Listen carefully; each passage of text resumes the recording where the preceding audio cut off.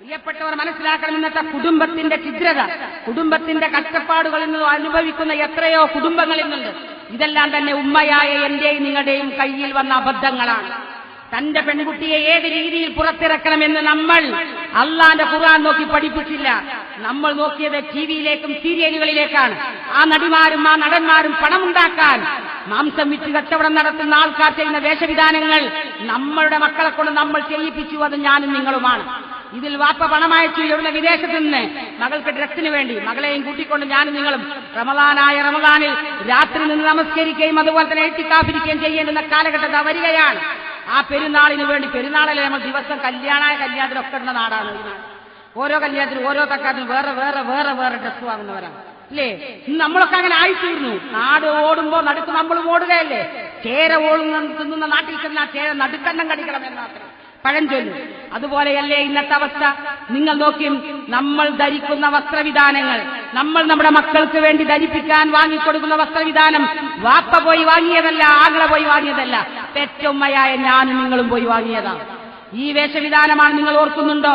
വ്യഭിചരിക്കാനും വ്യഭിചാരം നടത്താനും മനുഷ്യനെ തെറ്റിലേക്ക് നയിക്കാനും ഏറ്റവും കൂടുതൽ സ്വാധീനം ചെലുത്തുന്ന ഒരേ ഒരു വസ്തു പെണ്ണിന്റെ വസ്ത്രമാണെന്ന് മാത്രമാണെന്നാണ്.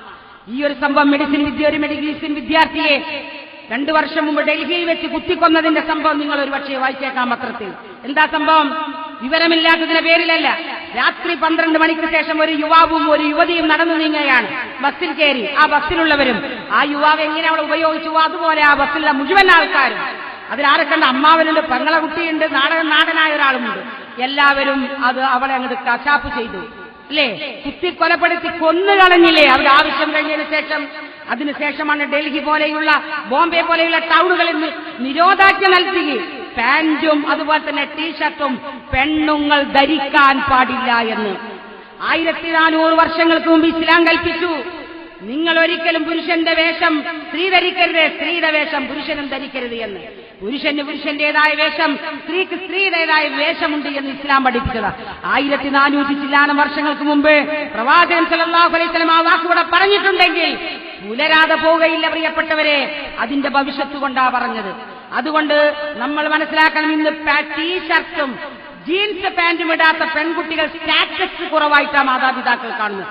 ഇന്നത്തെ നമ്മുടെ കുട്ടികൾ നാലാൾ നോക്കണമെങ്കിൽ, ഇവർക്ക് പണമുണ്ടെന്നറിയണമെങ്കിൽ, ഇവൾ എഞ്ചിനീയറിംഗിനോ ബിടെക്കിനോ എംടെക്കിനോ പഠിക്കുന്നുണ്ട് എന്നറിയണമെങ്കിൽ അവൾ ജീൻസ് ധരിക്കണമെന്നുള്ള ദാസ്യ മനോഭാവമുള്ളവരാണ് സ്ത്രീകൾ. അഹങ്കാരികൾ അല്ലേ? നമ്മളല്ലേ അഹങ്കാരികൾ? ആരാ അഹങ്കാരികൾ?